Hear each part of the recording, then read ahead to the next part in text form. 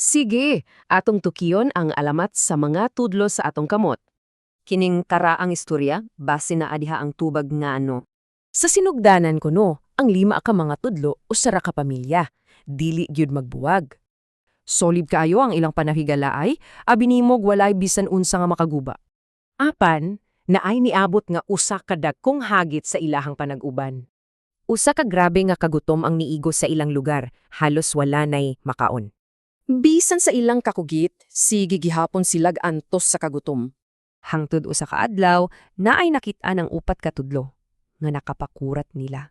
Pagkakita ni hinlalaki sa iyahang mga amigo, kalit lang siyang niluspad. Unya, naay babaye nga nasuko, nitumbok niya nga kawatan daw. Nakugang jud ang 4 ka magsuwan. Wala sila kasabot sa nahitabo.